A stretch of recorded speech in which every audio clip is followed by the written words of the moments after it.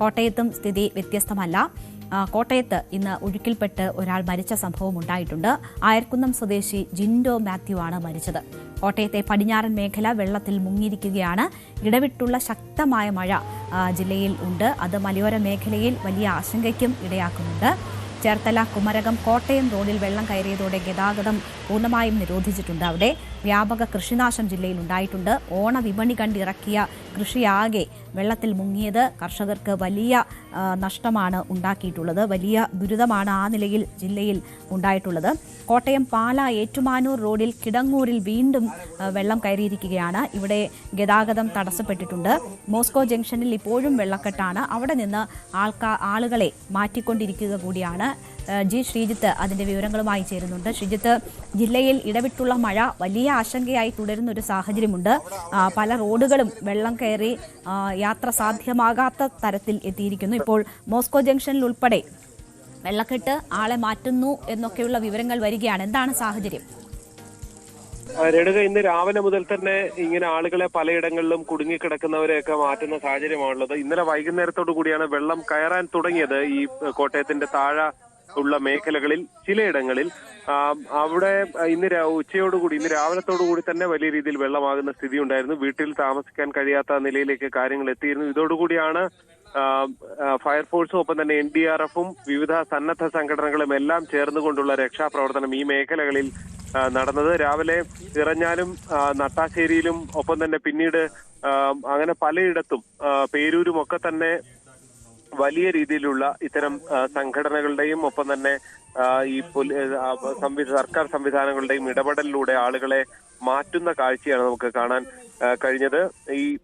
ഇന്നലെ രാത്രി അതിശക്തമായ മഴ പെയ്തു കിഴക്കൻ മേഖലകളിൽ. ഈരാറ്റുപേട്ടൻ, തീക്കോയി, പൂഞ്ഞാർ അങ്ങനെയൊക്കെയുള്ള സ്ഥലങ്ങളിൽ രാത്രി ശക്തമായ മഴ പെയ്തു. ഇതാണ് ഇന്നത്തെ ഒരു പാലയിൽ വീണ്ടും വെള്ളം കയറാൻ ഒരു സാഹചര്യം ഒരുക്കിയത്. കൊട്ടാരമറ്റം ബസ് സ്റ്റാൻഡിലടക്കം ഇന്നും വെള്ളം കയറുന്ന നിലയിലേക്ക് എത്തി. പാലയിലേക്ക് എത്താൻ കഴിയാത്ത നിലയിൽ വിവിധയിടങ്ങളിൽ വെള്ളം കയറിയിട്ടുണ്ടായിരുന്നു. പ്രത്യേകിച്ച് ഈ കിടങ്ങൂര് കഴിഞ്ഞുള്ള ഭാഗം മുതൽ തന്നെ വെള്ളം കയറുന്നു. ഏറ്റുമാനൂരിൽ പോകുമ്പോൾ കിടങ്ങൂര് കഴിഞ്ഞുള്ള ഭാഗത്ത് തന്നെ റോഡ് ബ്ലോക്കാണ്. അപൂർവം KSRTC ബസ്സുകൾ, വലിയ ടിപ്പർ ലോറികളൊക്കെ മാത്രമാണ് അതുവഴി സർവീസ് നടത്തുന്നത്. KSRTCയുടെ AC സർവീസ് ഒന്നും അതുവഴി പോകാൻ കഴിയുന്ന നിലയായിരുന്നില്ല. ആ നിലയ്ക്കാണ്.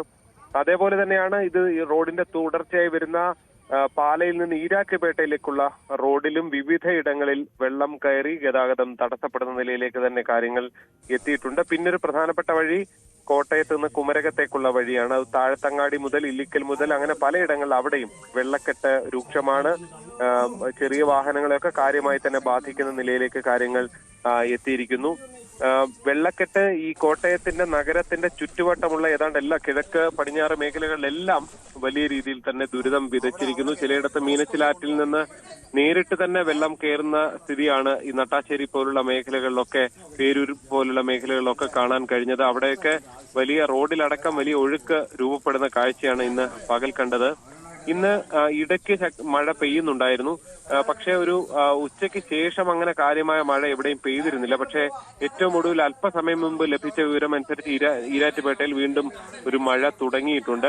അതേസമയം തന്നെ കോട്ടയത്തൊക്കെ കാർമേഘം ഇങ്ങനെ നിൽക്കുന്നുണ്ടെങ്കിൽ പോലും മഴ പെയ്യുന്ന നിലയിലേക്ക് എത്തിയിട്ടില്ല. ഇന്നലെയും വില്ലനായത് രാത്രി പെയ്ത ശക്തമായ മഴയാണ്. അതുകൊണ്ട് തന്നെ ഇന്ന് രാത്രിയിൽ മഴയുണ്ടാകുമോ എന്നുള്ളതാണ് ഈ ഒരു ദുരിതത്തിന്റെ ആഴം എത്രത്തോളം വരും എന്നത് സംബന്ധിച്ചുള്ള ഒരു കൃത്യമായ വ്യക്തത വരണമെങ്കിൽ അതുവരെ കാത്തിരിക്കേണ്ടി വരും. എന്തായാലും ജനങ്ങൾ വലിയ ആശങ്കയിൽ, വലിയ ദുരിതത്തിലൊക്കെ തന്നെ തുടരുകയാണ്. സർക്കാർ സംവിധാനങ്ങളൊക്കെ ഇതിപ്പോൾ ഈ വെള്ളം കയറിയ ഇടങ്ങളിൽ നിന്നൊക്കെ ആളുകളെ പൂർണ്ണമായും ദുരിതാശ്വാസ ക്യാമ്പുകളിലേക്ക് മാറ്റാൻ ജില്ലയിൽ കഴിഞ്ഞിട്ടുണ്ടോ? ആളുകൾ അതിനോട് സഹകരിക്കുന്നുണ്ടോ?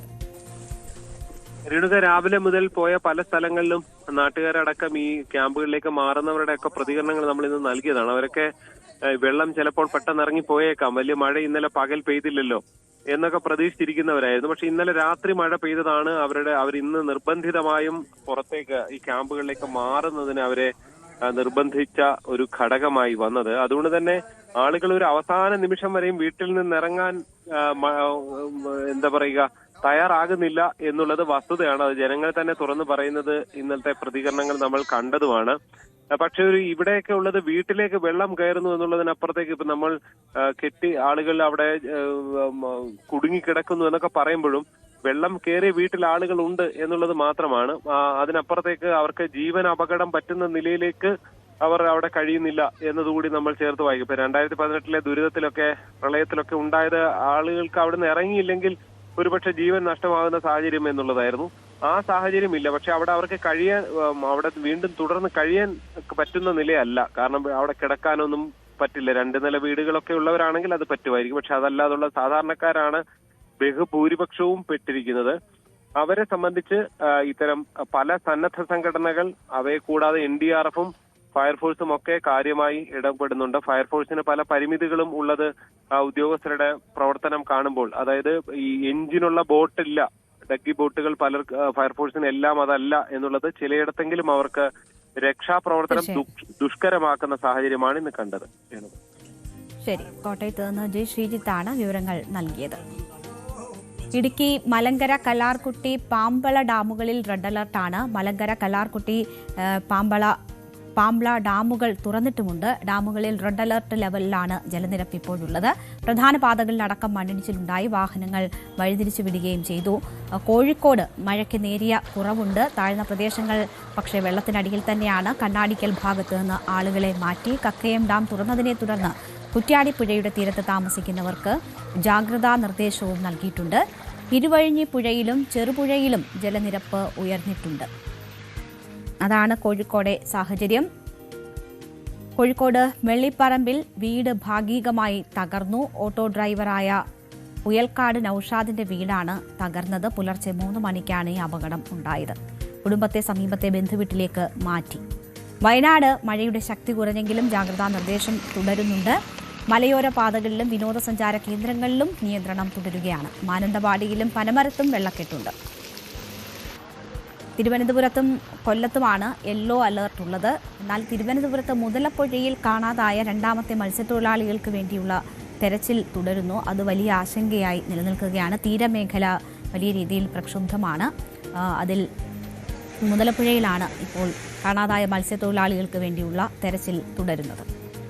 മലപ്പുറം കരുവാരക്കുണ്ട് ഇരിങ്ങാട്ടിരിയിൽ നിർമ്മാണത്തിലിരിക്കുന്ന വീട് തകർന്നു. പുലർച്ചെയായിരുന്നു അപകടമുണ്ടായത്. ജില്ലയിൽ 7 ക്യാമ്പുകളിലായി ഏതാണ്ട് 92 പേരെ മാറ്റി പാർപ്പിച്ചിട്ടുണ്ട്. എറണാകുളത്തിന്റെ കിഴക്കൻ മേഖലകളിലും മഴ ശക്തമാണ്. മൂവാറ്റുപുഴയാറ്റിലും തൊടുപുഴയാറിലും ജലനിരപ്പ് ഉയർന്നു. മൂവാറ്റുപുഴ, ഇലാഹിയ നഗർ, കൊച്ചങ്ങാടി എന്നിവിടങ്ങളിൽ വെള്ളക്കെട്ടിൽ വലയുകയാണ് ജനങ്ങൾ.